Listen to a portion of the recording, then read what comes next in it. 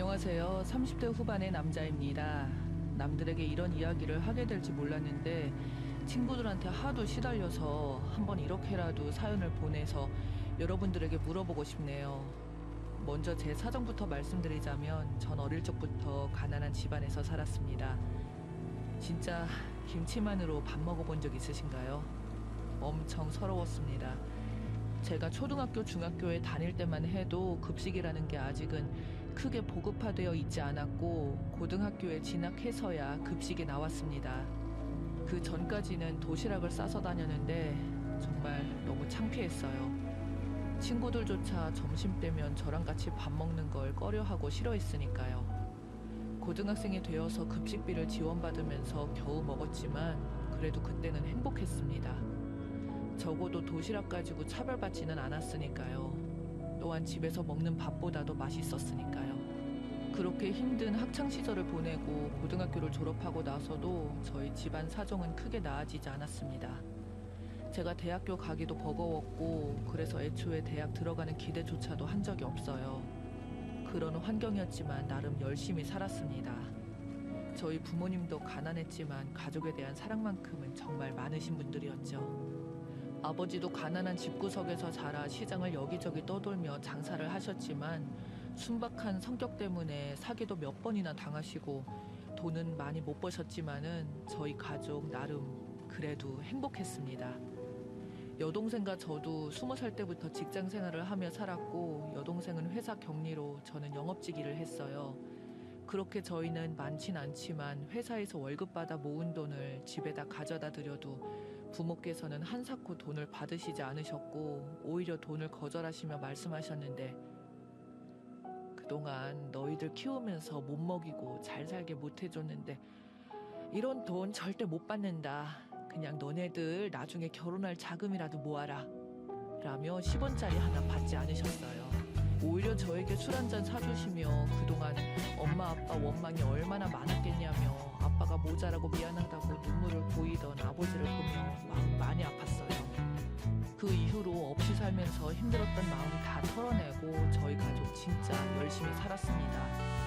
저희 아버지도 사기당한 이후로 누구한테 또 보증을 써주거나 돈 빌려주는 적이 없이 정말 열심히 이 악물고 일하셔서 그동안 진 빚도 전부 다 갚으시고 드디어 수십 년 된 낡은 주택에서 벗어나 저희만의 집도 가지게 되었습니다.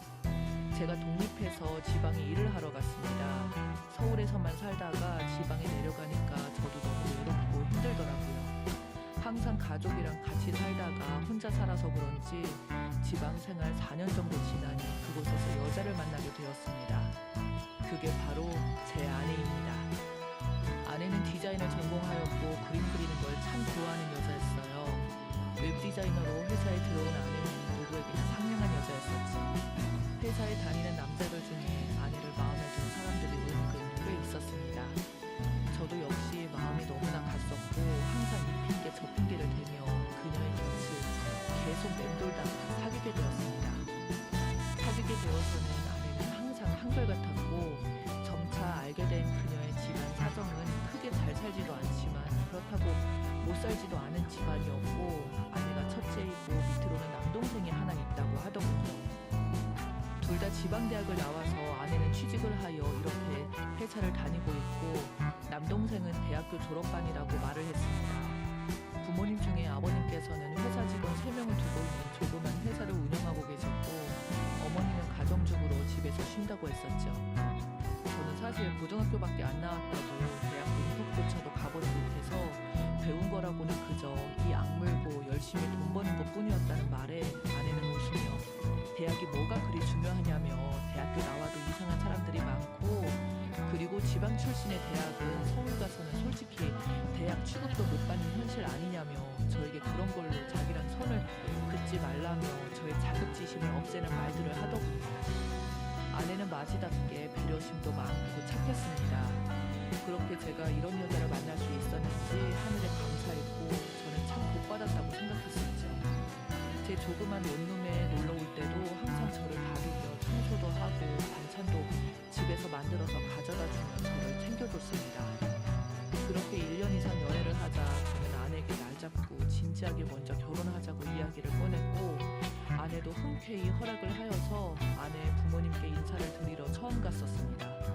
근데 그 집에 들어가자마자 처남을 처음 보게 되었는데 처남은 저를 보자마자 제가 먼저 인사를 건넸는데도 그저 아무 말도 안 하고 저를 위아래로 훑어보더군요. 순간적으로 기분이 확 나빴습니다. 아내는 저보다 3살 어리고 처남은 5살이 어립니다. 그 당시 제 나이가 31살, 처남 나이는 고작 26살입니다. 첫인사에 인사도 안 받아주는 처남을 보니 기분이 몹시 나빴지만 그때는 그냥 좋은 게 좋은 거다라고 생각을 했고 집에 들어가자마자 장인어른은 듬직하게 생겼다며 너트 웃으면서 술도 따라주시고 했지만 장모님은 처남과 비슷한 반응이셨죠. 인사도 안 받아주시고 처남처럼 저를 그저 빤히 쳐다보시다가 장인어른과 대화하는 도중에 중간에서 갑작스레 장모가 저에게 민감한 질문들을 계속 던져댔습니다. 어릴 적 집이 좀 힘들게 살았다고 하니 그럼 재산은 얼마 있는지, 지금 집이 자가인지 전세인지 그런 질문들만 던지고는 제가 성에 안 찬다는 티를 팍팍 냈었습니다. 그렇게 첫 인사 자리를 장인어른 덕분에 잘 끝내고 찜찜하게 나오자 아내는 저에게 참 수고가 많았다며 우리 집이 사실 엄마랑 동생 성격이 좀 그래서 새 식구 온다니까 저렇게 또 나를 세운다며 아무 신경 쓰지 말라고 저를 다독여주더군요. 저는 아주 나중에 결혼 후에 알게 된 사실인데 저 데려올 때부터 동생이랑 장모가 그렇게 완강하게 반대했었다고, 여자는 시집을 잘 가야 팔자가 바뀐다며 아내 친구 누구는 의사랑 연애 중인데 걔는 결혼하면 바로 그냥 의사 사모님이 되는데 넌 그런 놈이랑 시집 가봐야 평생 일하며 힘들게 살다 갈 거라며 온갖 악담들을 했다고 하더군요. 어이없는 게 처남놈은 그때 대학 졸업반이었고 대학도 변변치 않아서 취직이 결정된 것도 없었고 장모도 처갓집이 부잣집도 아니고 장인어른 사업하신다고 해봐야 겨우겨우 직장인보다 좀 나은 수준으로 벌이하시는데 그렇다고 아내가 명문대를 나온 것도 아니고 의사 부인이 어쩌고 저쩌고 하는 게 지금도 도저히 이해가 안 가네요. 그런 상황에서 제가 그리 다녀가니 대화도 없다며 자기들이 그렇게 기분 나쁘게 했는데도 무시하고 그저 웃기만 한다고 말하는데 진짜 나중에 그 이야기를 듣고 피가 거꾸로 솟는 기분이었습니다. 그 뒤에 아내 데리고 저희 집에 찾아가자 저희 부모님은 아내를 보고 너무 이쁘고 귀한 며느리가 왔다며 저희 엄마는 들떠서 저희 간다고 하기 일주일 전부터 요리하고 아내 좋아하는 거 저한테 물어보시고 아내는 자기 집보다 오히려 편한 것 같다며 너무 좋아했었죠. 그리고 저희 결혼할 때 제가 20살 때부터 31살 때까지 모은 돈이 남들한테는 적겠지만 저한테는 엄청난 돈이었고 아버지께서 저 결혼하라고 그동안 모아둔 돈이라며 7천만 원을 지원해 주셨습니다. 아내는 사회생활한 지 4년 차라 모은 돈이 아직은 얼마 없다며 3,500만 원을 저에게 줬고 장인어른은 5천만 원을 지원해 주셨습니다. 그 돈으로 저희 아파트도 대출 끼고 한 채를 사게 되었고 결혼한 지 얼마 안 되어서 아내가 임신을 해서 그때부터 아내가 일을 그만두고 프리랜서 외주를 받아서 간간히 가게에 돈을 보태는 정도였고 저는 외벌이로 살았지만 정말 행복했습니다. 저희 소유의 집도 있었고 아내도 있고 아들도 태어났으니까요. 그렇게 행복한 제 생활에 딱 한 가지 오류가 있다면 바로 장모와 처남이었죠. 처남은 대학을 졸업하고도 2년간 백수를 지냈습니다. 학교 다닐 때도 학교에서 빼먹을 정도로 공부도 안 하고 수업도 땡땡이 치며 밖에 아주 그냥 싸돌아 다니기 바빴고 거기다가 몸도 좋지 않아 군대도 안 갔고 공익을 나왔습니다. 저희 처남은 입만 열면 말하는 건 자기가 무슨 잘 나가는 사업가라는 겁니다. 정 안 되면 장인어른 사업이 자기 거라며 말했지만 장인어른 사업도 점차 잘 안 되어서 정리하시려고 하셨을 정도로 저물어가는 사양 산업이었거든요. 그렇게 2년간 집구석에 있는 아들 거리던 장모와 붙어있다 보니 처남은 더욱 마마보이가 되었고 지 밖에 모르면서 저나 아내를 보면 괜시리 심통이 났는지 제 월급 물어보고는 그거 가지고 무슨 생활이 되냐며 비아냥대던 게 제 처남이었죠. 그러던 어느 날부터 처남놈이 중고차 딜러를 한다며 어디 족제비처럼 머리를 올백하고 나타나서는 저희 보고 차 한 대를 사가라고 하더군요.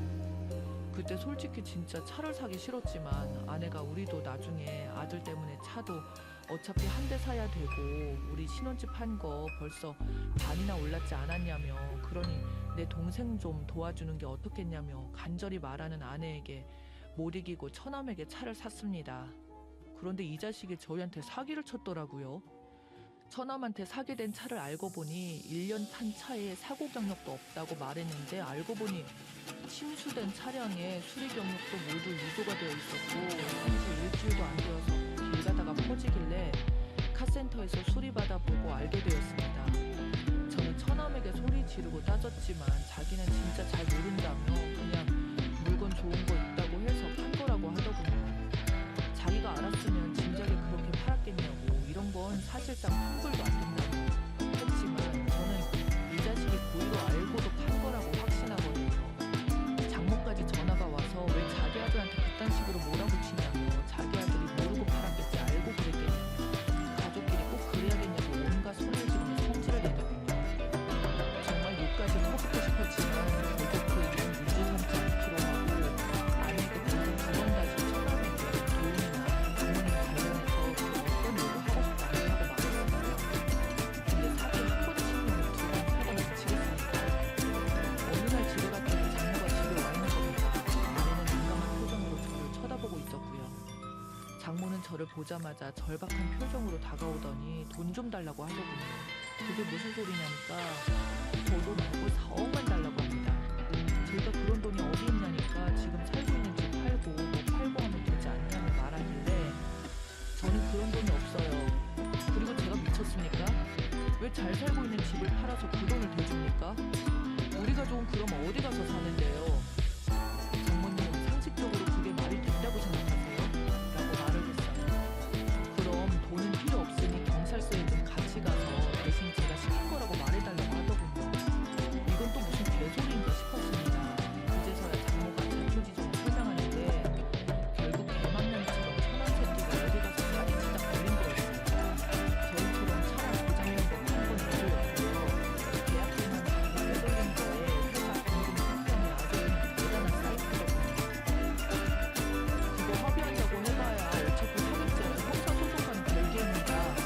라고 하니까 장모는 저에게 그러니까 제가 시킨 걸로 하면 죄가 좀 감형되지 않냐고 우리한테 돈 주기 위해서 그런 거고 저보고 뒤집어 쓰고 감옥 가라는 소리거든요. 그래서 저도 끝내 참다가 폭발했습니다. 장모님 그렇게 머리가 안 돌아가세요? 세상 어디 가서 그딴 소리 하면 욕먹습니다. 당신 아들만 살고 전 범죄 저지르지도 않았는데 감옥 가면 당신 딸과 손자 누가 돌봅니까? 라고 했더니 자기 아들이랑 자기가 돌볼 수 있다고 말하는 걸 보고 그 이후로 장모와 대화하기를 포기했습니다. 이미 이성이라는 게 날아간 뒤더군요. 저는 바로 장인어른께 전화드려서 이 상황에 대해 말씀드렸더니 저희 집에 바로 달려와서는 장모를 끌고 돌아가면서 사위에게 못 보일 꼴을 보였다며 사과를 하시는데 참 뒷모습 보고 있자니 제가 다 착잡하더라고요. 아내는 그저 저에게 미안하다며 울기만 했습니다. 그런데 이 일이 끝이 아니었어요. 장모가 그날 저희 집에 와서 제 인감 도장을 훔쳐가서 그 피해자들에게 차용증을 써준 겁니다. 제 이름으로요. 와, 이거 알고 나니까 진짜 멍하고 골이 아프더라고요. 그래서 저는 아내에게 이거 경찰에 신고하겠다니까 하루 종일 울면서 어쩔 줄 몰라하는 아내를 보니 참 마음은 아팠지만 끝내 신고했습니다. 결국 장모는 잡혀갔고 아들과 엄마 둘 다 법의 심판 확정을 앞두고 있습니다. 처남은 사실상 감옥행이 확정된 것 같고 장모는 현재 어떻게 될지 모르겠네요. 그래도 아내 때문에 탄원서는 써줬지만 마음 같아서는 둘 다 감옥에서 푹